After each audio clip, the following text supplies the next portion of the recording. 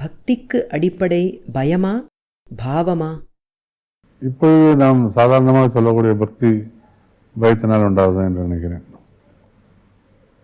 கடவுள் தண்டித்து விடுவாரோ என்று சில இடங்களில் நான் போய் வருடம் மொட்டை போட்டுக் கொள்ளாவிட்டால் கடவுள் கோபித்துக் கொள்வார் அப்படிங்கிற ஒரு பழக்கம் நிறைய இடங்களில் இருக்குது. இந்த கோயிலுக்கு போகாமல் இருந்தால் எனக்கு ஒரு கஷ்டம் வந்தால் இந்த கோயிலுக்கு போகவில்லை அதனால் எனக்கு கஷ்டம் வந்திருக்கிறது என்று அதை ரிலேட் பண்ணி அதை தொடர்பு படுத்தி பார்க்கக்கூடிய ஆளுங்க இருக்காங்க. இது பயம். அதே மாதிரி அப்பா அம்மாட்ட எதுக்கு பயம்னா மரியாதை வேற பயம் வேற. அப்பா அம்மாட்ட மரியாதை செலுத்தலாமே தவிர பயப்பட வேண்டிய அவசியம் கிடையாது.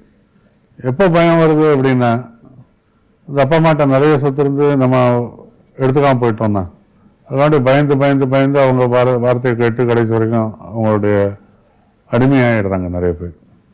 அது இந்த காலத்தில் இல்லை, சுயமாக தானாகவே சம்பாதிக்கக்கூடிய உணர்வு வந்ததுக்கப்புறம் இந்த பயம் போயிடுச்சு, பாவம் மாத்திரம் நிற்குது. மரியாதை இப்போ குறைஞ்சிட்டு இருக்கு. ஏன்னா அப்பாவோட எனக்கு நான் ஜாஸ்தி தெரியும் அப்படிங்கிற மாதிரி ஆளுங்கள்லாம் வந்துட்டாங்க. அதனால் பயம் பாவம் அப்படிங்கிறதோட பக்திங்கிறதுனுடைய அர்த்தமே தொடர்ந்து நினைத்து அதாகவே ஆகிவிடுகிறது. அவ்வளோதான் பக்தி. சதத கீர்த்தயந்தோ மாம் எதந்த திருடவிரதா அப்படிங்கிறாங்க.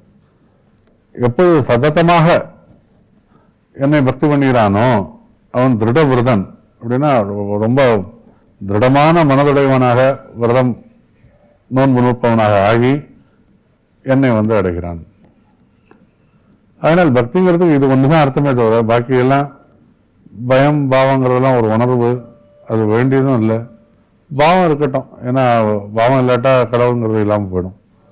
அதனால் ஒரு உருவகப்படுத்தக்கூடிய பகவான் இருந்தாருன்னா அவர் மேலே பக்தின்னுட்டு ஒன்று இருந்ததுன்னா அதில் பாவம் இருக்கத்தான் வேணும், பயம் வேண்டியதில்லை.